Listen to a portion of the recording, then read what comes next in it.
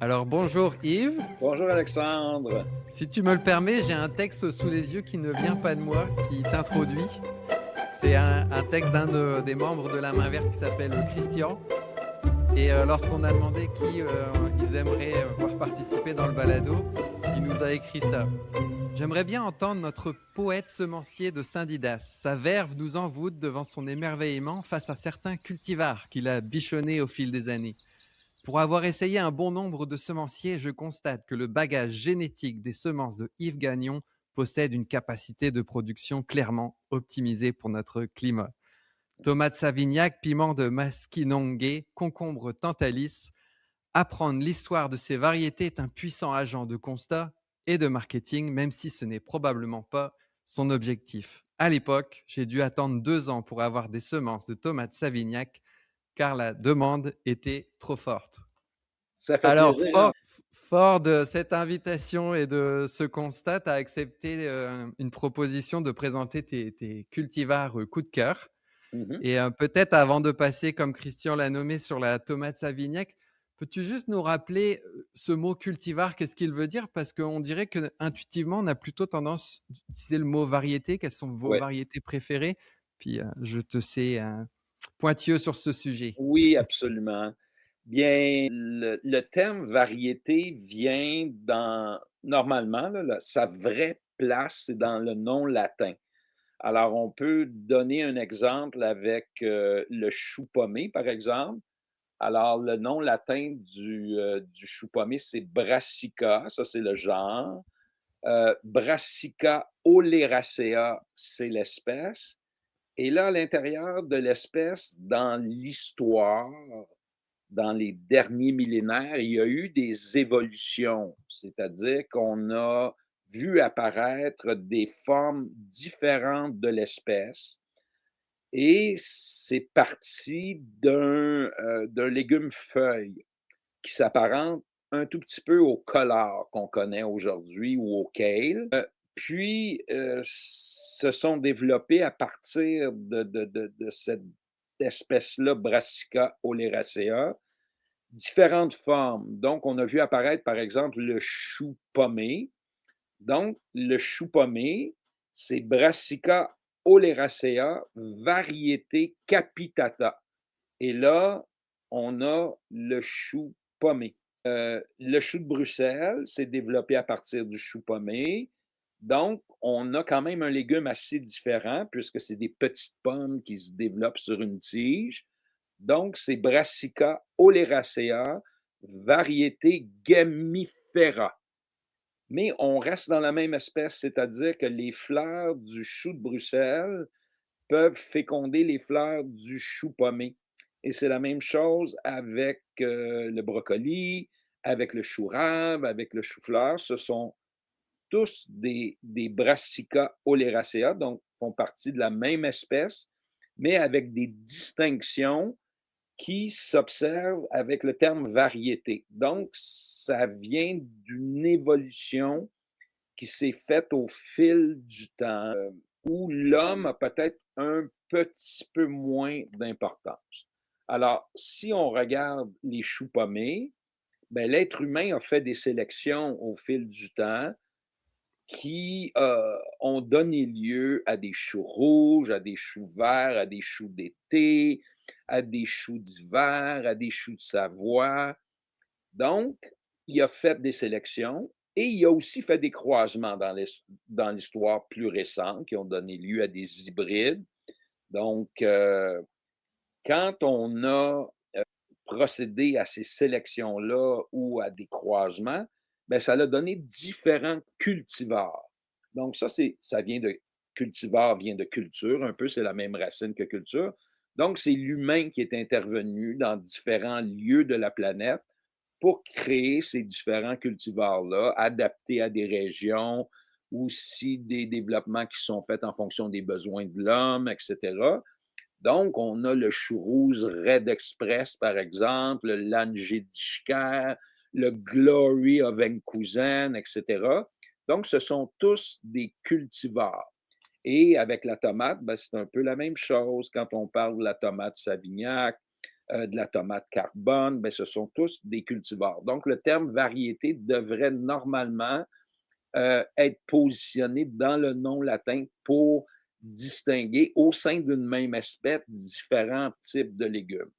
Alors, ça fait très longtemps que j'utilise le terme cultivar, mais le terme variété est utilisé par un grand nombre d'horticulteurs, de jardiniers, donc ça a tendance à être le terme le plus utilisé, mais c'est pas un bon terme pour désigner ce que moi Mmh. j'appelle un cultivar. Donc on va parler de la tomate Savignac, donc c'est le cultivar Savignac et j'essaie au fil du temps de faire en sorte que le terme cultivar, soit utilisé à bon escient et le terme variété soit utilisé à bon escient. Puis ça vient toutes ces informations-là, ça vient d'un texte qui a été publié, dans la revue Les 4 saisons de 4 temps, pardon, publié par le Jardin botanique. À un moment donné, il y a eu une biologiste qui a décidé de faire une mise au point sur les termes et c'est elle qui a défini les bons termes qu'on devrait utiliser.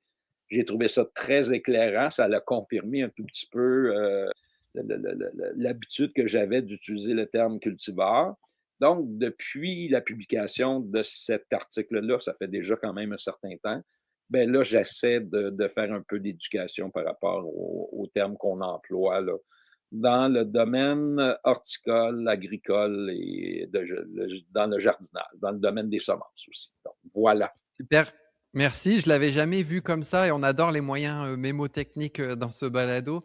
Alors se dire que cultivar, c'est plutôt l'impact de l'homme et Oui. variété, l'impact, de Une la nature, évolution qui s'est faite au fil du temps, peut-être un peu plus naturellement, disons. c'est un super moyen. Donc aujourd'hui, on célèbre, des cultivars et dans certains cas, tes cultivars, Ouais.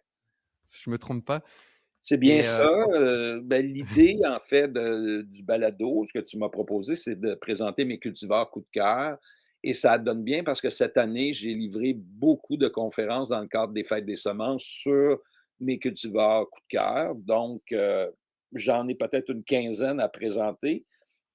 Pour certains cultivars, ça va être plus rapide, mais pour les premiers, ben, ils ont une certaine importance dans ma vie, donc je vais prendre un peu plus de temps pour relater leur histoire, si tu veux, Alexandre. Si tu me permets, là, des fois, tu vas trouver que je parle trop, tu as le droit de me couper. non, au contraire, je trouve qu'on a besoin d'histoires profondes, que ce soit dans les années ou dans les racines pour comprendre ce qu'on mange et comme l'a dit le texte de Christian, dans ton cas, il y a toute une sélection qui fait qu'on n'est pas garanti, mais on va avoir plus de résistance à certaines maladies, plus de goût et ne serait-ce qu'il y a juste une histoire sincère de quelqu'un derrière qui a mis plusieurs décennies à concevoir ce qu'on va, cultiver. C'est, tout aussi magnifique. Alors je te laisse partir sur, probablement la plus connue, de toutes. Ouais. Ben, le frère Armand Savignac, c'est à cause de lui que je suis devenu semencier. Je l'ai rencontré, en 1984 alors qu'il avait 85 ans. Le frère Armand Savignac, a eu, à l'âge de 40 ans, un diagnostic de problèmes, de constipation chronique, des gros problèmes de digestion. Il a même été condamné par, la médecine officielle à l'époque et le frère Armand Savignac, c'est un clerc saint-viateur qui résidait, à Joliette, au Centre de réflexion chrétienne et les clercs saint-viateurs, à l'époque, leur mandat principal dans la vie, c'était l'enseignement. Donc, la plupart des clercs saint-viateurs étaient enseignants, mais quand il a développé ses problèmes de santé, il ne pouvait plus enseigner. Donc, il a demandé aux frères supérieurs de la communauté s'ils pouvaient se consacrer au jardinage, d'une part pour se soigner et d'autre part pour produire fruits et légumes pour nourrir la communauté. Donc, ça a été son nouveau mandat à l'âge de 40 ans. Il a décidé de se lancer dans un projet de production de légumes et de fruits. Donc, il a défriché un grand terrain. Le centre de réflexion chrétienne était fait de deux ailes en pierre. Donc, entre les deux ailes de pierre, c'est là qu'il a installé son grand jardin maraîcher. Et il y avait une boucle de la rivière l'Assomption qui contournait ce bâtiment-là. Donc là où il a établi ses cultures, il y avait vraiment un microclimat extraordinaire. Chez lui, il n'y avait pas de gel avant le mois d'octobre, alors que chez nous, dans les montagnes de la Naudière, dans mon village de Saint-Didas, il y avait des gelées facilement à la fin août. Puis si ça gelait pas à la fin août, ben, au début septembre, on avait du gel systématiquement. Alors, Heu, quand j'ai rencontré le frère Savignac, en fait, je l'ai rencontré parce qu'à l'époque, l'organisme qui s'occupait de faire la promotion de l'agriculture biologique s'appelait le MAB, le Mouvement pour l'agriculture biologique, et lui avait contribué à la fondation du MAB en 1974.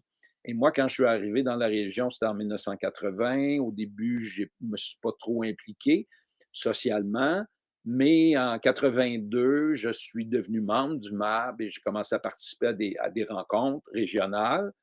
Et j'ai été élu représentant régional du MAB, en 83, ce qui a fait que j'ai commencé à aller à des conseils d'administration à Montréal de l'organisme. Et puis, le frère Savignac, suite à cette nomination-là, m'appelait souvent au téléphone pour échanger avec moi. Parfois, il me demandait de le conduire à Montréal quand il y avait des activités. Donc, j'ai rencontré cet homme passionnant. Il m'a raconté un peu son histoire et il m'a raconté que suite au diagnostic de sa maladie, il avait décidé d'opter pour un régime végétarien, sur le conseil de naturopathes qu'il avait fréquenté. Donc, il a planté des arbres fruitiers, il a établi des vignes, beaucoup de vignes, parce qu'il avait appris que le raisin avait des propriétés thérapeutiques pour le type de problème qu'il connaissait. Donc, il mangeait beaucoup de raisins frais et aussi du jus de raisin et du jus de raisin fermenté. Les frères, c'est reconnu, ils apprécient le vin. Et il a développé des grands jardins et comme il était malade, bien évidemment, il ne voulait pas mettre de poison dans son jardin. Donc, c'était un jardin naturel, un jardin biologique. Il a appris avec Alphonse Dufresne de Saint-Félix-de-Valois à faire du compost, les bases de la fertilisation. On voit d'ailleurs une photo du frère Armand Savignac qui est là, en haut de toi, Alexandre. Et le frère d'Alphonse Dufresne, Raymond, c'est lui qui lui a remis des semences d'une tomate rose. Et Armand Savignac, le frère Savignac, jusque-là, avait essayé différents cultivars de tomates. Et quand il a goûté à cette tomate rose, il a dit: «Elle est tellement exceptionnelle sur le plan gustatif que j'abandonne toutes les autres que j'ai cultivées et je vais me concentrer exclusivement sur cette tomate indéterminée, une tomate rose qu'il appelait, lui, la tomate du frein. Donc, la première fois que j'ai visité le frère Armand Savignac, ben, je l'ai visité au mois d'octobre. Alors, on a une photo du frère Savignac qui est debout sur une chaudière. Il a les mains dans les airs comme ça. On voit que les tomates font 8 pieds de hauteur, facilement 2,5 m. Et puis ça, c'était au mois d'octobre chez nous, ça avait gelé depuis longtemps. Il y avait encore des grappes de fruits généreuses sur le plan. Il m'a fait goûter à cette tomate du frêne-là. Elle était effectivement succulente et il m'en a donné des semences. Donc, j'ai établi des semences, des plants de tomates du frêne chez moi l'année suivante. Mais comme chez moi, le gel arrivait très tôt, fin août, début septembre, j'ai été très déçu parce que lui, il l'a cultivé dans un milieu privilégié pendant 30 ans. Donc, quand une lignée végétale se développe dans un milieu où la saison est longue, ben, la mise à fruit n'est pas en processus accéléré. Il n'y a pas une précocité qui s'installe dans le comportement de la lignée végétale parce que le plant sait très bien qu'il va avoir le temps de mûrir suffisamment de fruits pour se reproduire. Donc, c'est toujours une question de reproduction, hein. Alors, moi, chez moi, la première année que j'ai cultivé, j'ai eu quelques fruits sur la première grappe et le gel est arrivé. Donc, j'ai été très déçu du rendement de cette tomate du frein. J'ai pensé abandonner sa culture, mais je me suis dit: «Ben, elle est tellement bonne au goût que je vais persévérer, je vais essayer d'en faire encore l'année suivante et je vais peut-être forcer un peu, sa culture en la protégeant un tout petit peu, en la partant plus tôt. C'est ce que j'ai fait l'année suivante. Donc j'avais conservé des semences des premiers fruits à s'être développés et j'ai utilisé ces semences-là pour partir la deuxième année mes cultures de tomates Dufresne. Et là, je les ai partis plus tôt, peut-être 2 semaines plus tôt. Je les ai établis au jardin plus tôt avec une protection. À l'époque, on utilisait des sacs de papier. S'il annonçait une nuit froide, je mettais une protection d'un un sac, de moulé par-dessus le sac de papier. Bonne fertilisation, soins, je m'en occupais vraiment très bien. Fertilisation avec du purin végétal pendant l'été pour essayer de stimuler la croissance. Et ce que j'ai fait, c'est à l'automne, lorsqu'on a annoncé le premier gel, ben, j'ai mis une toile de plastique par-dessus pour les protéger, de sorte que les plants ont survécu jusqu'au au 20-25 septembre, jusqu'à la première grosse gelée, ce qui m'a permis de récolter des fruits matures sur le plant de la deuxième grappe. Parce que normalement, on n'utilise pas des pour les semences, on n'utilise pas des tomates de la première grappe, on utilise plutôt des fruits de la deuxième. Et là, j'avais vraiment des semences de qualité pour repartir ma culture l'année suivante et j'ai fait ça année après année et tranquillement, j'ai senti que ma lignée s'adaptait à des conditions plus, septentrionales, plus nordiques, en hauteur et puis elle s'adaptait tranquillement à des conditions différentes de celles que connaissait le frère Armand Savignac, à Joliette, dans la plaine. Alors, j'ai fait ça pendant 10 ans, une espèce de sélection orientée sur la précocité, sur la rusticité. C'est sûr que le climat a changé aussi, hein, il Mmh. faut, considérer ça aussi, mais à cette époque-là, les 10 premières années, ça n'avait pas commencé à se manifester tellement le réchauffement climatique. Donc, on était encore dans un contexte où c'était quand même j'avais une saison de 80 jours sans gel à l'époque, alors qu'aujourd'hui, je suis rendu à 150 jours sans gel. Donc, il y a eu une métamorphose climatique, mais les 10 premières années où j'étais ici à Saint-Didas, ça n'avait pas commencé à se manifester trop. Donc, à la mort du frère Armand Savignac, en 1994, donc lui était rendu à 95 ans, il aimait beaucoup dire: «J'ai enterré tous les médecins qui m'avaient condamné». Il n'était pas en parfaite santé pendant toutes ces années-là, mais il avait amélioré substantiellement sa condition et quand il est décédé, ben, j'ai décidé de nommer ma lignée nordique de la Dufresne, la tomate Savignac, en son honneur, en l'honneur du frère Armand qui m'avait offert des semences de la tomate Dufresne et en l'honneur aussi de tout le travail de sélection qu'il avait fait, lui, de son côté, à Joliette, au Centre de réflexion chrétienne. Donc, j'ai pris l'initiative de baptiser une lignée de tomates roses qui était originaire de la Dufresne, évidemment, la tomate Savignac, qui est devenue aujourd'hui une tomate patrimoniale au Québec, très connue. Alors, je montre des photos ici juste pour vous présenter un tout petit peu cette tomate-là. Alors, ce qui est intéressant aussi quand on travaille en culture bio, c'est qu'on n'utilise pas de pesticides, on n'utilise pas d'engrais de synthèse. Donc, on adapte aussi des lignées végétales aux techniques de culture ou au mode de croissance du mode biologique. Donc, en culture biologique, ce sont les micro-organismes qui vont chercher les éléments nutritifs dans le sol, dans la matière minérale, dans la matière organique du sol et qui libèrent les ions minéraux pour les végétaux en croissance au rythme où les plantes en ont besoin. Donc, il y a une espèce de collaboration intime qui s'établit principalement au niveau des racines entre les micro-organismes du sol et les végétaux. Et ça, à force de répéter ces processus-là, ben, les végétaux deviennent de plus en plus efficaces à collaborer avec la vie du sol. Et c'est la même chose au niveau des agressions dont les végétaux sont victimes. comme on n'utilise pas de pesticides, mais il y a comme des fonctions immunitaires naturelles qui se développent chez les végétaux et qui font qu'ils sont capables de développer des trucs, des astuces, des transformations chimiques au niveau des feuilles pour mieux résister à des insectes et à des maladies. Et là, ce qu'on voit sur la photo, c'est des plants de tomates Savignac. On voit qu'il y a des fruits déjà. Les fruits ne sont pas en mûrissement, mais il n'y a aucune tache sur le feuillage. Les plants sont. Donc, ça me permet de dire, quand je fais la description de la tomate Savignac, que c'est une espèce rustique, donc bien adaptée à des conditions froides, mais j'ai le droit aussi de dire qu'ils sont résistants au parasitisme parce qu'on le voit très, très bien sur la photo, les plants sont moins sensibles aux maladies. Ça ne veut pas dire qu'il n'y en aura pas.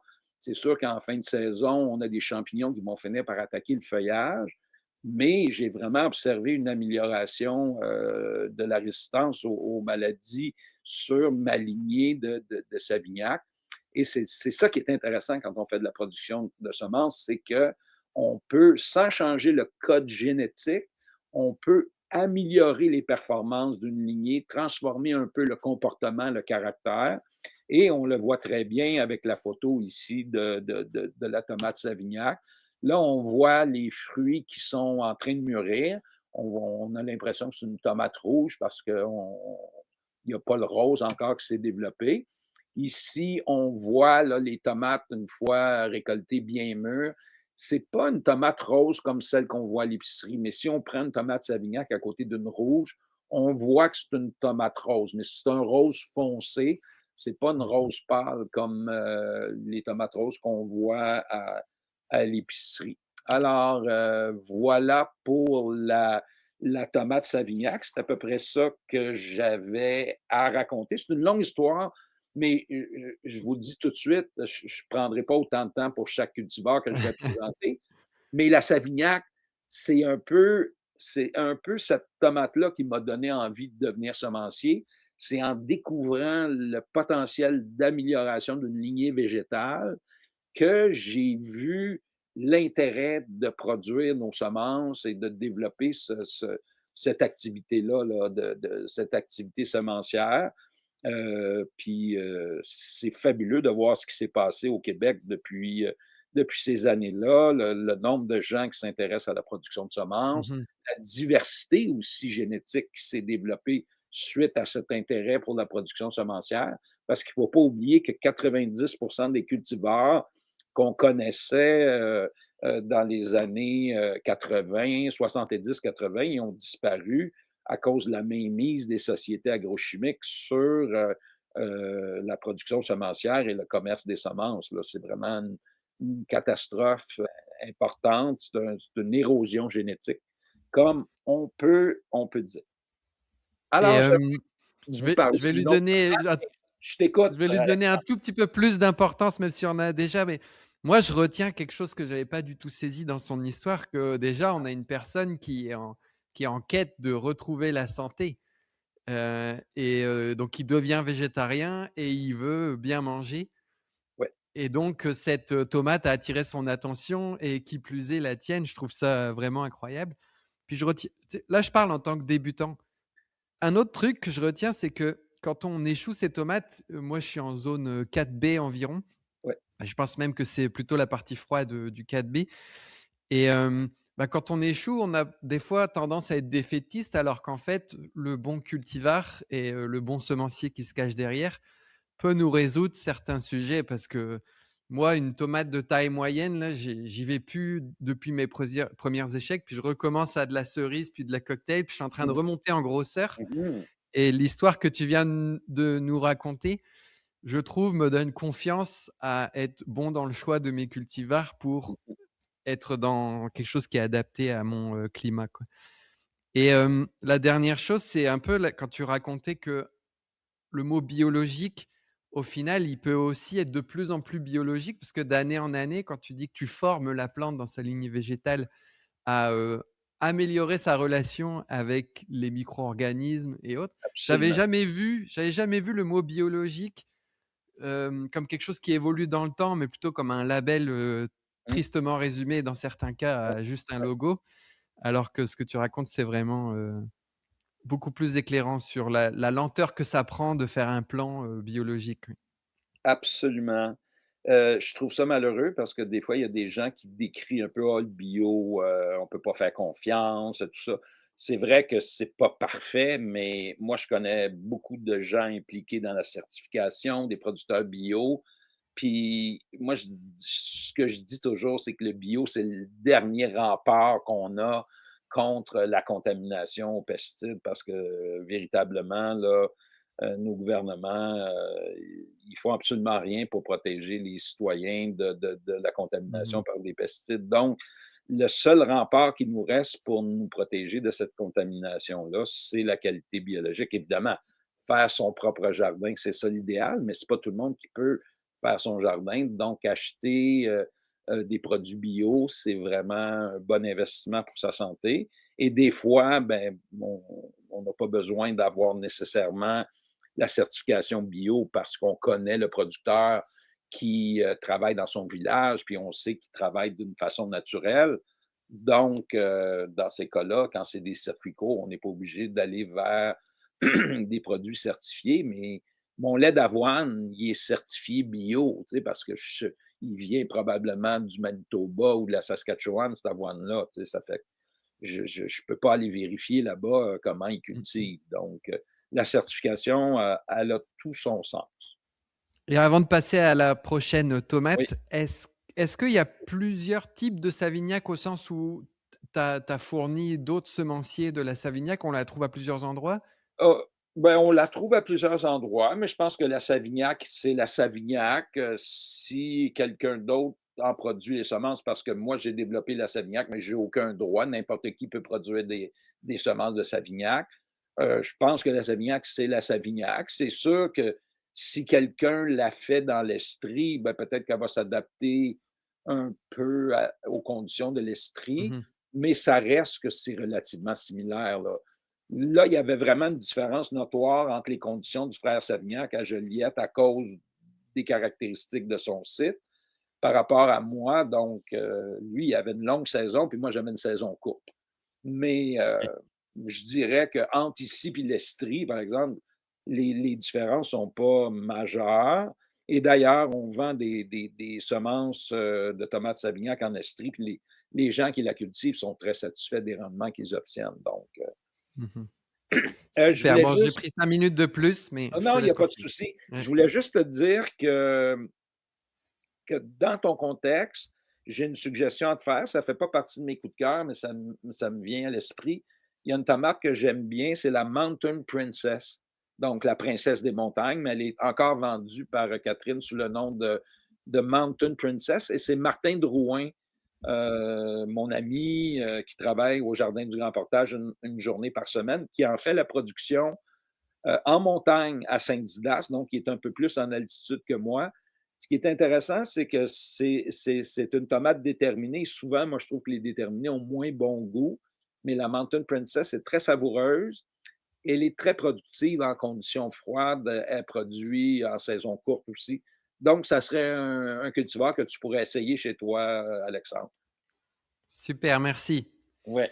Alors là, je vais vous parler d'une tomate rouge, dont je produis la semence depuis très longtemps. C'est la tomate Mother. Mother, donc qui veut dire ma mère. Elle a une belle histoire, elle aussi, cette tomate-là. Je ne prendrai pas autant de temps qu'avec la Savignac, mais bon, j'ai rencontré en 2010 un Ménonite défroqué qui vit au Manitoba, dans le village de Boissevin. Je l'ai rencontré parce que j'ai des amis qui ont de la famille au Manitoba et lorsqu'ils sont allés visiter leur famille au Manitoba, ils ont dormi dans le gîte de David Neufeld. Donc, ils sont devenus amis avec lui et à un moment donné, il y a eu un colloque sur la sécurité alimentaire à Montréal et David a décidé de venir à ce colloque-là et il a résidé chez mes amis qui l'avaient connu dans le gîte. Et sachant que j'avais un intérêt pour la génétique et pour le jardinage et que lui aussi David était un jardinier, il avait vu son jardin, donc il trouvait que c'était un bon jardinier, qui avait de la diversité génétique dans son jardin. Donc, il m'a invité, Alain, à rencontrer David chez lui et on a cliqué, ça a vraiment cliqué ensemble et il m'a parlé d'une tomate qu'il avait eue de sa communauté, qui s'appelait la Mother et il m'en a donné des semences et j'ai essayé ces semences-là. C'est une tomate rouge. J'avais pas encore trouvé une tomate rouge. On est en 2010, donc ça fait quand même plusieurs années que je cultive la Savignac. Elle s'appelait la Dufresne encore à l'époque. Mais bon, donc je faisais toutes sortes d'expériences pour trouver une tomate rouge qui me donnerait satisfaction, pleine satisfaction. Et j'ai établi, quelques plans de la tomate Mother et je l'ai beaucoup aimée, hâtive, bonne saveur. Donc j'ai décidé à partir de ce moment-là d'en produire des semences. Et comme je voulais mettre les semences de la Mother, en marché, ben, je voulais en savoir un tout petit peu plus sur ses origines. Donc j'ai communiqué avec David Neufeld qui m'a raconté un tout petit peu l'histoire de cette tomate-là. Alors en fait, il l'avait obtenue de 2 voisines, Mary et Agnès Dick, qui elles aussi étaient des Ménonites défroqués. Alors les Ménonites, c'est une communauté religieuse, qui était établie soit en Russie ou en Ukraine. Donc, les Ménonites, les Hutterites, c'était des communautés qui venaient de ces contrées-là. Et lorsque Staline a pris le pouvoir en 1920, il a chassé ces communautés religieuses-là de l'Ukraine et de la Russie. Et beaucoup de ces communautés sont arrivées au Canada parce que le Canada offrait des terres pour développer le grand territoire de l'Ouest canadien. Donc, ils sont arrivés au Manitoba, en Saskatchewan et en Alberta. Ils sont installés là et ont commencé à développer des projets d'autosuffisance alimentaire, des gros projets agricoles, production de grains, de légumes, etc., etc.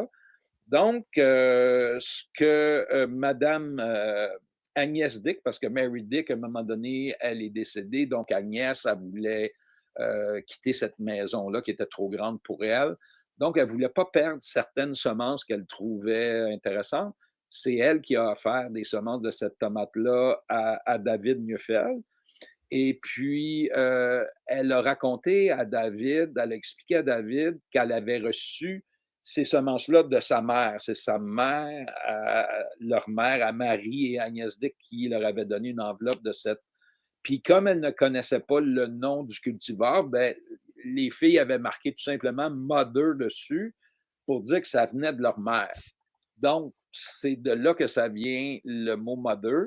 Et leur mère l'avait eu d'un immigrant ukrainien, fort probablement membre de la communauté ménonite.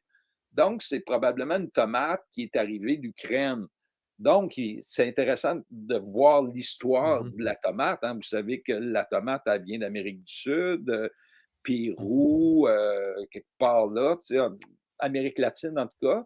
Les Espagnols en ont rapporté en Espagne, ça a été cultivé en Espagne, après ça en Italie, de l'Italie, c'est allé en France.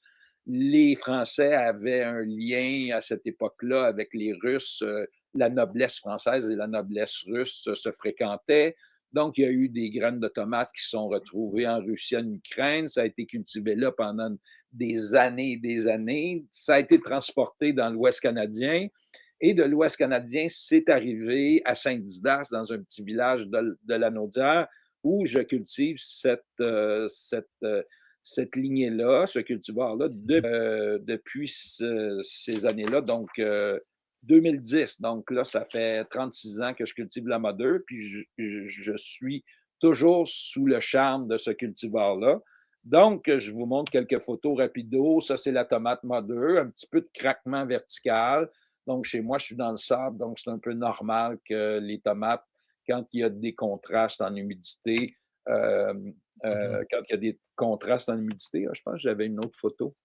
Ah, ben, elle n'est pas là. Alors, j'avais une photo de Mother qui était toute tranchée, on voyait l'intérieur, mais là, je ne l'ai pas. Elle va peut-être apparaître un autre tantôt, alors c'est pas grave. Mmh. Alors voilà pour la tomate Mother. Je vais vous parler plus rapidement d'un cultivar que j'ai découvert il n'y a pas si longtemps. C'est un cultivar qui a été beaucoup cultivé en France. Les Français aiment les légumes qui goûtent quelque chose. Ils sont préoccupés par le goût beaucoup. C'est dans la culture de la gastronomie française. Et je vous dirais que jusqu'à temps que j'essaye ce cultivar-là qui s'appelle la jaune flamme, je disais à tout le monde, la meilleure tomate sur le plan gustatif, c'est la Savignac et c'était ma conviction profonde. Mais quand j'ai goûté à la jaune flamme, j'ai dit: «Wow!» J'ai dit: «Quel goût!» Tu sais, un équilibre parfait entre l'acidité, les différentes saveurs subtiles. Alors, c'est une tomate qui se développe en grappe, on le voit bien sur la photo. C'est une tomate orange et quand elle vient vraiment mûre, il y a des petites stries rouges qui se développent.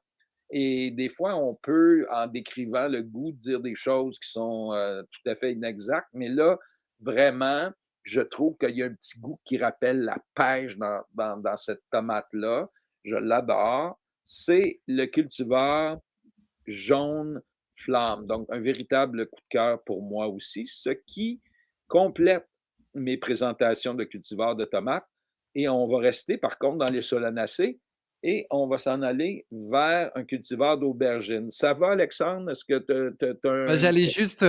j'allais juste prendre 20 secondes pour dire que tu as écrit une recette de salade qu'on mettra dans les liens où tu Oui, mélanges, une partie de ces cultivars et qui donne, vraiment envie. oui. Ben, merci, c'était un plaisir de tourner ça, cette petite vidéo-là sur la salade de tomates parfaite avec Léandre Bourdelet. On a eu beaucoup de plaisir. Alors là, cette aubergine-là, c'est ce que j'aime beaucoup de ce cultivar-là, c'est que le mot rustique, on l'utilise à toutes les sauces, c'est vendeur, on dit c'est rustique, mais bon, qu'est-ce que ça veut dire en réalité?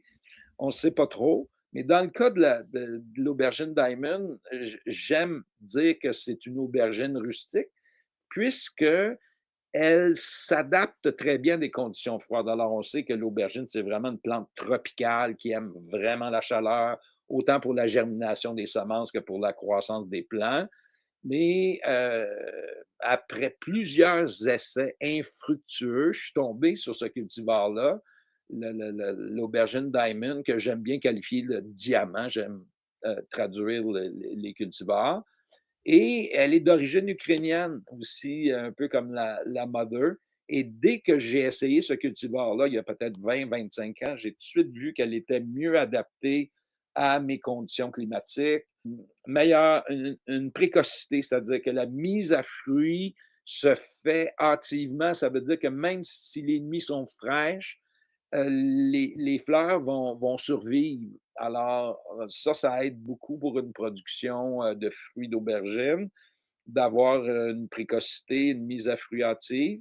Donc, j'ai eu au début quand même des rendements beaucoup plus intéressants qu'avec les cultivars que j'avais essayés jusque-là. Et puis, au début, quand j'ai essayé de faire des semences, ben, j'arrivais pas à obtenir des bons taux de germination parce que quand même, ça demande une longue saison pour arriver à un fruit assez mûr pour que les semences soient viables. Mais là, avec le réchauffement climatique, avec mes techniques de travail, j'arrive à récolter en fin de saison, là, au mois d'octobre, peut-être une quarantaine d'aubergines qui sont vraiment parfaitement mûres et qui vont me donner des semences qui sont viables. Je n'ai pas des taux de germination de 95 comme avec la tomate, mais j'atteins 70 et c'est tellement une aubergine intéressante que je me dis qu'au fil du temps, avec la production de semences puis ma sélection que je fais, ben, il va y avoir une adaptation qui va s'accroître à mes conditions climatiques et elle va devenir de plus en plus performante dans mon terroir et dans les conditions générales aussi au Québec. Donc, c'est une belle aubergine, c'est pas une grosse, c'est pas une petite non plus, elle est de taille moyenne, mais quand on la récolte au bon moment, là, quand elle est noire, luisante, un peu de violacé dedans, elle est très tendre, elle permet de faire des ratatas, toutes sortes de plats avec de l'aubergine. J'aime beaucoup faire des salades d'aubergine. Donc, c'est un cultivar qui est un coup de cœur pour moi. Alors, on va passer maintenant à 2 cucurbitacées, le concombre tantalis et le melon oca. C'est 2 cultivars qui ont, une histoire que je vais vous raconter et ensuite on va passer plus rapidement à d'autres cultivars. je vais pouvoir avancer un peu plus vite dans, la présentation. Alors Alexandre, ça va? On peut passer au cucurbitacées maintenant? Ça te va? Le Tantalis, Alors, je sais qu'il y a du monde qui s'y intéresse là. bon, alors le concombre Tantalis, c'est intéressant de parler du concombre Tantalis, puis je vais parler ensuite du melon Oka. Alors dans ces 2 cas-là, contrairement à la Savignac, c'est pas moi qui a développé ces cultivars-là. C'est des cultivars existants dont je produis la semence depuis au moins 30 ans. Donc, j'ai continué l'adaptation que mes prédécesseurs avaient fait. Donc, c'est vraiment des cultivars qui font partie du patrimoine génétique québécois, mais c'est pas moi qui a créé ces cultivars-là. Ils ont été créés par d'autres personnes. Donc, le concombre Tantalis, ça a été développé par Marie-Alice Gosselin, qui était 10e d'une famille de 11. Elle est née en 1910 à Saint-Lazare de Bellechasse et elle a fondé une grande famille. Elle a eu de nombreux enfants, comme toutes les familles à l'époque. Et elle était passionnée de jardinage, donc elle avait un immense jardin dans Bellechasse. Puis elle faisait toutes sortes d'expériences. Et puis on pense que ce concombre-là qu'elle a développé viendrait d'un croisement qu'elle aurait fait. Et quand on fait des croisements, évidemment, ça donne des hybrides. Et quand on garde les graines des hybrides, les caractères ne sont pas fixes. Donc, on ne sait pas ce qu'on va avoir si on garde des graines d'un hybride. Mais il est possible de stabiliser des hybrides sur un certain nombre d'années. On parle de 8, 10 ans, en ne gardant que les plants qui ont le caractère de l'hybride. Donc, on se débarrasse de tous les autres année après année. Puis de cette façon-là, on arrive à stabiliser des hybrides. Alors, à un moment donné, Marie-Alice Gosselin, à la fin des années 90, est devenue âgée. Elle avait 85 ans. Elle a été obligée de quitter sa maison puis de s'en aller en résidence. Puis à l'époque, bon, qu'est-ce qu'on fait avec les semences? Toutes les semences qu'on a récoltées, même certaines lignées qu'on a contribué à développer, ben, à qui donner ça? En tout cas, donc, quand elle est partie en résidence, elle avait toutes ces semences-là dans sa maison, dans des tiroirs de commodes, etc. Et c'est son neveu voyons, j'essaie de retrouver son nom, je m'excuse. C'est son neveu, en tout cas, je n'arrive pas à le trouver, qui a trouvé ces semences de concombre-là, qui ne s'appelait pas le Tantalis à l'époque, il s'appelait Marcel Gosselin. Voilà, c'est le nom de son neveu, qui a décidé d'offrir de ces semences-là à Antoine Davignon, qui à l'époque était le représentant québécois du programme semencier du patrimoine Canada, qui est un organisme qui travaille à la préservation du patrimoine génétique. Et lui, il essayait de trouver au Québec tout ce qu'il pouvait trouver, en fait, d'anciens cultivars pour les sauver de l'extinction. Donc, il a fait des essais avec certaines semences qui lui avaient été données par Marcel Gosselin.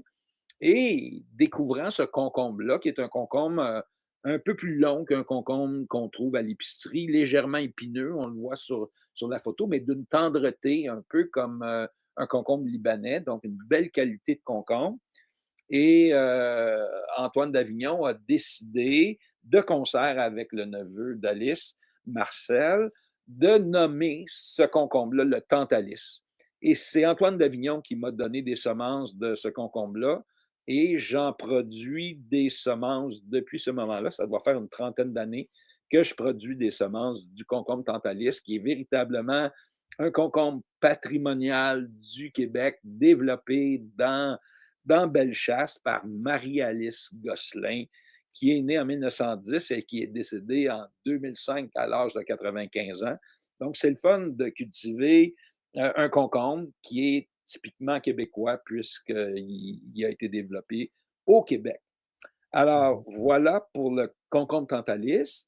Et je vais vous parler maintenant du melon Oka. C'est pas la même histoire, c'est pas exactement la même histoire, mais c'est un peu un peu, un fruit, qui a été développé à la même époque et un peu de la même façon. Donc, au début du siècle dernier, l'Institut agricole d'Oka, jouait un peu le rôle du MAPAC, c'est-à-dire que c'était à l'Institut agricole d'Oka qu'on faisait du développement génétique, qu'on créait des publications pour les agriculteurs, pour les aider à mieux cultiver. Donc, ils ont joué un rôle vraiment très important dans l'histoire de l'agriculture du Québec. Et au début du siècle dernier, c'était le père Athanas, un trappiste qui vivait au monastère d'Oka, qui était le directeur de l'Institut agricole d'Oka. Et lui s'intéressait beaucoup à la génétique. Puis à l'époque, c'était les années glorieuses du melon de Montréal, qui est un melon exceptionnel. Mais il y avait des difficultés quand même avec le melon de Montréal. On pouvait juste le cultiver sur le flanc sud du Mont-Royal, là où il y avait un microclimat favorable à ce gros melon heu, tardif. Donc ça y prenait une longue saison et il était assez fragile dans le transport. Donc quand on l'amenait, sur les marchés dans la ville de New York, où il était très prisé, ben, il fallait prendre beaucoup de précautions, l'emballer dans de la paille, et cetera, et cetera. Donc, pour le Québec, c'était un produit de niche, mais c'était pas un melon qu'on pouvait cultiver partout au Québec. Dans les zones plus froides, ça fonctionnait pas. Alors, le père Athanas a fait un croisement entre le melon de Montréal et un autre melon qui s'appelle le melon banana, et ça a donné un melon brodé à chair orange que le père Athanas a réussi à stabiliser en faisant la sélection génération sur génération pour privilégier tous les plants qui donnaient ce melon-là avec des caractères intéressants. Et une fois stabilisé, ils ont baptisé ce melon brodé-là le melon Oka. Donc, c'est un melon vraiment un melon brodé avec des broderies beige là, sur la peau, peu côtelé, et puis une chair très, très parfumée, très sucrée.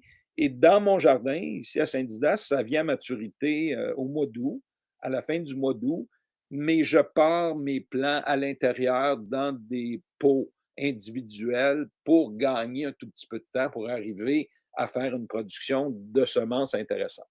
Intéressante. Alors, je vais vous montrer quelques photos où ici, on voit les melons qui sont pas encore à maturité. Donc, il y a encore, sont encore verdâtres. Et puis ici, sur cette photo, là, on voit que la maturation se développe. Et regardez la quantité de melons qu'on a sur la photo. Là, on voit que c'est très généreux. Le feuillage flétri, donc c'est parce que les éléments nutritifs stockés dans le feuillage migrent vers les fruits et c'est ça qui donne la saveur et le sucre aux fruits.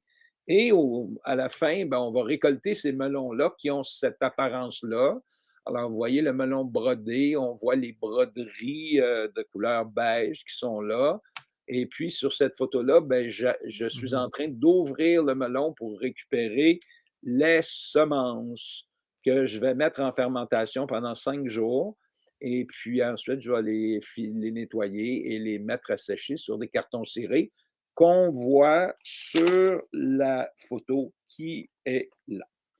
Alors, Et je l'ai vu de voilà. mes propres yeux quand j'ai visité ton jardin avec toute ma famille. C'était vraiment une magnifique scène de voir cette abondance, de melons presque à maturation. C'était déjà il y a 2 3 ans là.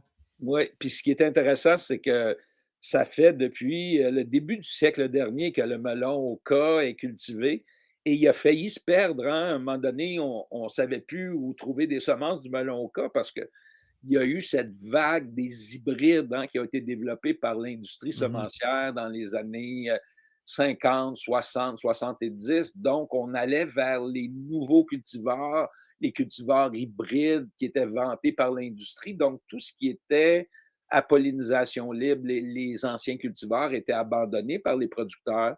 Et puis, à un moment donné, on a retrouvé des semences du melon Oka chez un jardinier de l'île Bizarre. Et c'est à cause de ces semences-là qu'on a trouvé. Puis le travail d'Antoine Davignon, je souligne son travail. Il est décédé aujourd'hui, malheureusement. Et c'est un homme qui a beaucoup fait pour la préservation du patrimoine génétique québécois. Alors, melon au cas, c'est vraiment un melon intéressant. Ça prend de la place, évidemment. c'est une cucurbitacée, c'est une plante rampante, mais c'est quand même, assez intéressant.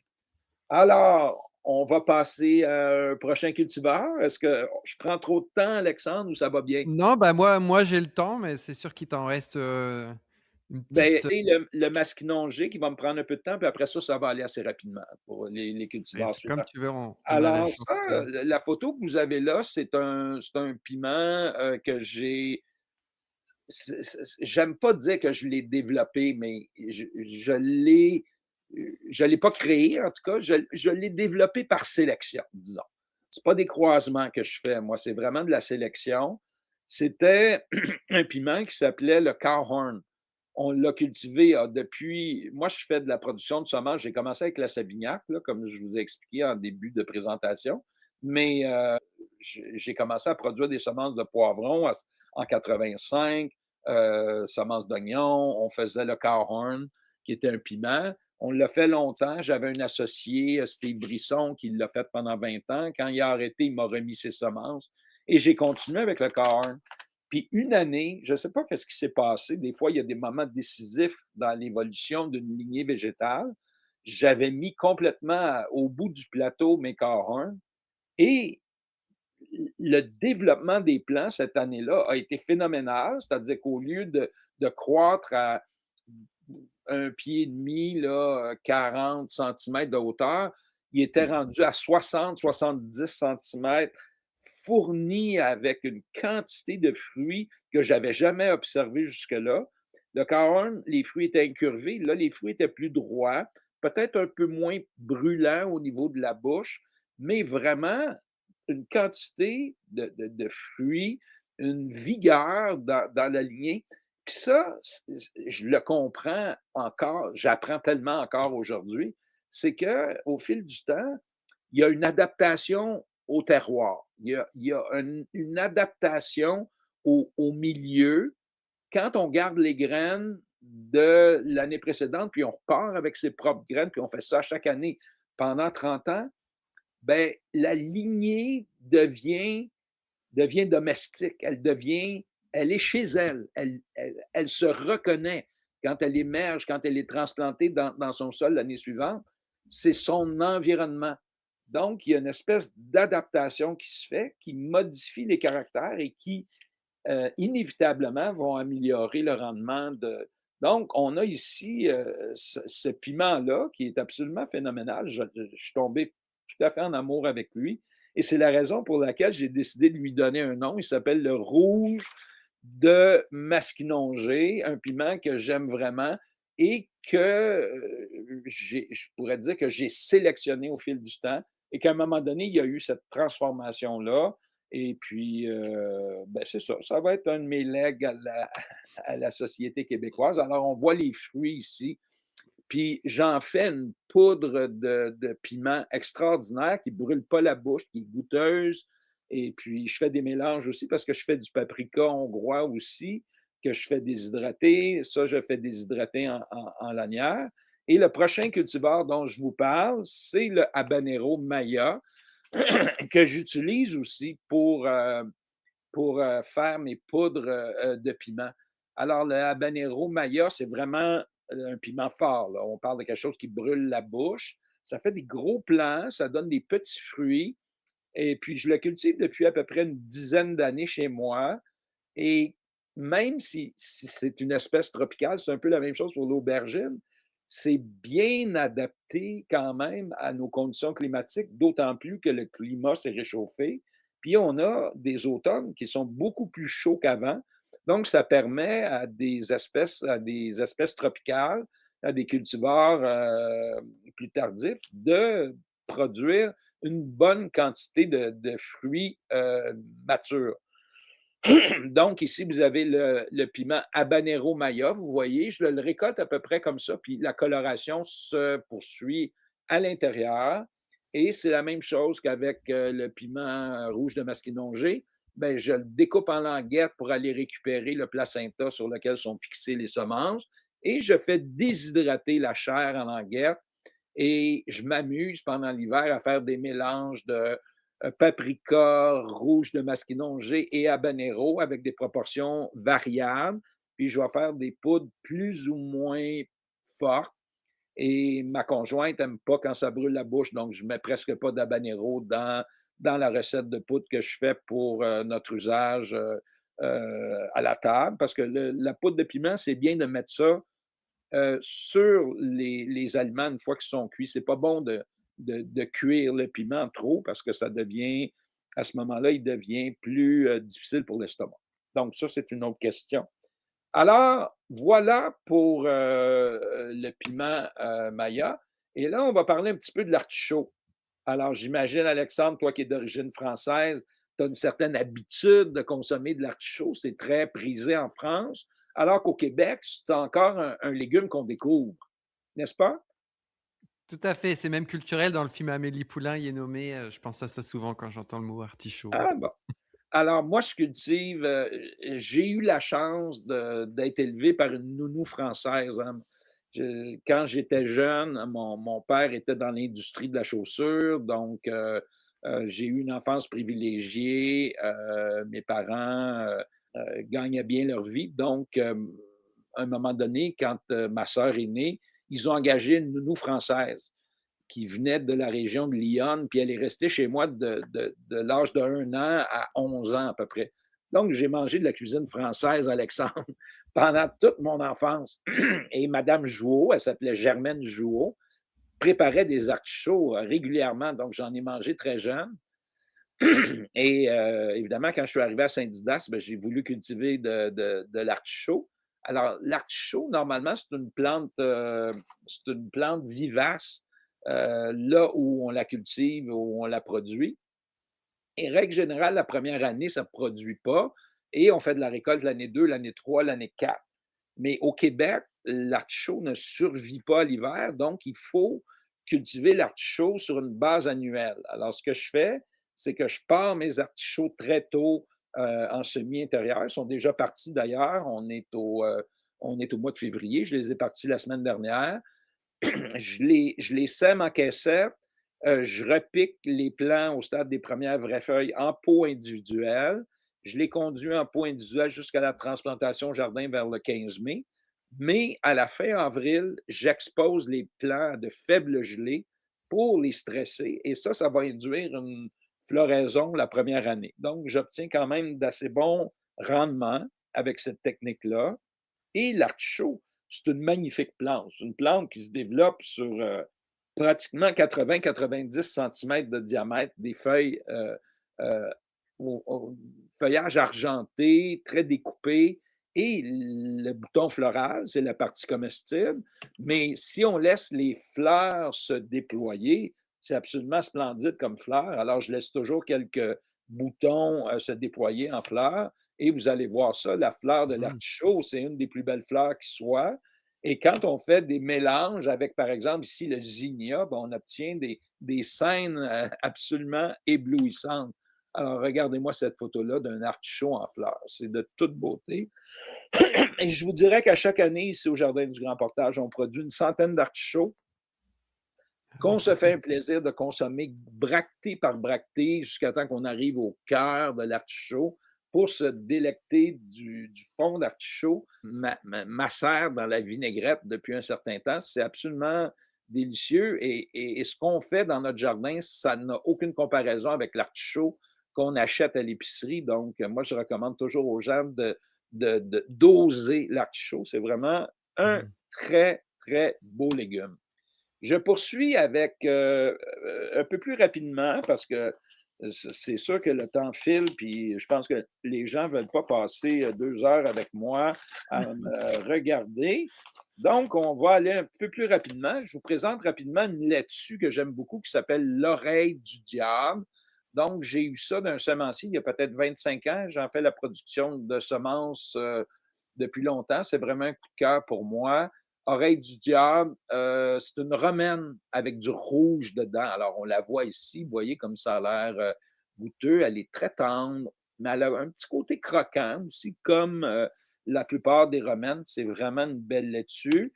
Ici, vous la voyez au jardin. Donc ça, c'est les laitues oreilles du diable que j'ai installées pour la production de semences. Alors, pour la consommation, là, ça aurait été déjà récolté, mais là, on voit qu'elle va probablement fleurir là, bientôt, la laitue. Là. Elle va monter, elle va développer une hampe florale en hauteur. Alors ici, c'est l'autre cultivar de laitue dont je produis la semence. Elle s'appelle la Côte de Beaune et puis, c'est une Boston avec un feuillage un peu plus épais que les Bostons traditionnels. Elle est cloquée, il y a un tout petit peu de rouge dedans. C'est une drôle d'histoire. C'est un monsieur Bone qui est venu me voir à la fête des semences de Montréal il y a de cela une quinzaine d'années, dans le temps que ça se tenait encore, à l'accueil au jardin botanique. Et on était très occupés, il y avait beaucoup de monde, puis, monsieur Bond me dit: «Ben, bonjour, je m'appelle monsieur Bond, j'ai ces semences-là, j'aimerais ça que vous les essayiez». Fait que j'ai pris le sachet qu'il m'a donné, j'ai mis ça dans ma poche. J'ai écrit, en arrivant chez moi, monsieur Bond dessus. Puis, je me disais que monsieur Bond, communiquerait avec moi pour me demander, si j'avais apprécié, sa salade, sa laitue. Mais finalement, je ne l'ai jamais revu, donc j'ai pas pu lui demander comment s'appelait cette laitue-là, puisqu'il me l'avait pas dit, puis c'était pas écrit sur le sachet qu'il m'a donné. Donc, je me suis dit, en attendant de revoir monsieur Bond, ben, je vais l'appeler la côte de Bond. Et puis finalement, comme je n'ai jamais retracé monsieur Bond, ben, elle s'appelle encore la côte de Bond. Mais elle a probablement un autre nom quelque part, sûrement même, mais j'ai pas réussi à le trouver. Alors aujourd'hui, tout le monde la connaît sous le nom de côte de Beaune. C'est une laitue très intéressante et j'ai remarqué qu'à l'automne, elle avait une bonne résistance au gel. Donc, on sait que toutes les laitues résistent au gel, mais certaines peut-être un peu plus efficacement que d'autres. Et je trouve que comme laitue d'automne, c'est extrêmement intéressant. Elle va survivre assez longtemps. Puis si on la protège avec des toiles, on peut avoir des laitues jusqu'au 15 novembre en faisant une bonne protection avec des Ah, c'est arceaux et fin. des toiles. Donc, moi, j'aime beaucoup cultiver à l'automne. Alors, on poursuit avec l'oignon rouge de Saint-Didas. Là. Il y a une petite histoire encore sur ce cultivar-là. C'est un oignon que je cultive depuis presque le temps de la Savignac, peut-être en 86, j'ai commencé à cultiver cet oignon-là. C'est un cultivar qui s'appelait Red Man, que j'ai trouvé chez William Dam Seeds en Ontario. Et j'ai tout de suite aimé cet oignon-là, puisque ça donne un oignon rouge de belle taille qui n'est pas trop brûlant. Donc, on peut le manger cru. Et moi, l'hiver, j'aime beaucoup manger de l'oignon cru, soit émincé dans des sandwichs ou encore émincé dans toutes sortes de salades. Donc, hier, je me suis fait une salade d'endives et de betteraves, par exemple. Donc, il y avait plein d'oignons émincés dedans. Donc, l'oignon est très performant pour aider nos fonctions immunitaires, comme l'ail d'ailleurs, c'est un peu la même chose. Donc, je produis la semence de cet oignon-là depuis 40 ans. Donc, toujours le même principe, mais sauf que l'oignon est bisannuel, hein, donc c'est un peu différent la production de semences. Donc, la première année, on produit des bulbes, on fait une sélection de bulbes qu'on replante le printemps suivant. Et là, après le développement d'un peu de feuillage, bien, ça va donner des hampes florales au bout desquelles vont se développer des ombelles qui sont constituées de centaines de fleurs blanches. Ça prend absolument les abeilles pour féconder les fleurs d'oignon, qui est une espèce non autoféconde. Donc, ça prend absolument un transport de pollen d'un plant à l'autre pour qu'il y ait fécondation. Sans ça, ça ne fonctionne pas. S'il n'y a pas d'abeilles sur le site, on n'a aucune semence. Ça ne fonctionne pas. Donc, j'ai la chance d'avoir des amis qui ont des abeilles et qui mettent 4 ruches chez nous à chaque été. C'est grâce à eux que je peux produire des semences d'oignons. Donc, j'ai fait une sélection. Il y a toujours cette faculté d'adaptation de l'aligner à des conditions particulières. Donc, cet oignon-là, c'est adapté pardon, à mes conditions locales. Et il y a 5, 6 ans, on a commencé à critiquer l'usage de termes à consonance autochtone ou réappropriation du patrimoine des Premières Nations, tout ça. Donc, c'était dans l'air. Et Redman, ben, ça faisait référence à homme rouge, donc il y avait un petit côté que j'aimais pas, c'était un nom anglais et je trouvais que cet oignon-là, après tout le travail que j'ai fait dessus, c'était comme le piment, rouge de masquinongé, c'était adapté à mon territoire, à mes conditions climatiques. Donc il y a 5 ans, j'ai décidé de baptiser cet oignon-là le rouge de Saint-Didas. Donc on le voit ici la première année de sa croissance, on voit la grosseur du bulbe. Là, on est en période de maturation des bulbes, je vais les récolter bientôt. Je les mets à sécher ensuite, évidemment, c'est un processus qui prend 2 mois là, de bien préparer les bulbes pour leur conservation pendant l'hiver. Là, ils sont prêts à rentrer à l'intérieur dans des poches qui respirent, évidemment. Vous savez, c'est quoi des sacs d'oignons? Hein? C'est du nylon tressé très large pour qu'il y ait une bonne circulation d'air. Et puis, ben c'est ça. Ça donne un oignon de garde qui va se conserver facilement jusqu'au mois d'avril.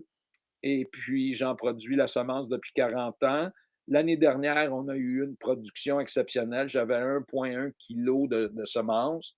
Mais c'est difficile parce que l'oignon n'aime pas l'humidité, n'aime pas les pluies importantes en automne. Donc, l'année dernière, 2025, j'ai eu la chance d'avoir une extraordinaire production, autant de bulbes que je vais mettre en terre à la fin avril cette année pour la production de 2026.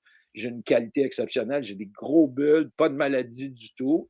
Donc, si on peut avoir une année qui est un peu sèche, surtout à l'automne, ben, on va encore avoir une belle production. Mais si on a une année avec un automne pluvieux, ben, ça l'affecte beaucoup, beaucoup la qualité des semences. Donc, on est tributaire du climat pour la production de semences. Ici, vous avez une betterave de garde, c'est la betterave Lutz Greenleaf que j'aime vraiment beaucoup pour l'hiver. Donc, hier soir, je me suis fait une salade de betterave. Comme je vous ai dit, c'est la Lutz que j'utilise pendant l'hiver. Elle conserve sa tendreté, son sucre. C'est juste qu'il faut lui laisser de la place parce que si on la met trop serrée, elle reste petite et ne va pas développer sa qualité au niveau de la texture et du sucre. Donc, il faut à peu près une betterave aux 10 centimètres pour avoir la qualité. Mais c'est vraiment une betterave intéressante. On la sème au mois de mai, puis on la récolte, je vous dirais, à la mi-octobre, même à la fin octobre pour le sud du Québec. Ici, le céleri rave, qui est un légume également très prisé en France, n'est-ce pas, Alexandre? Le céleri rave, très connu en France pour la rémoulade qu'on fait avec cette Mhm. racine. Mais au Québec, c'est pas encore intégré dans nos habitudes alimentaires.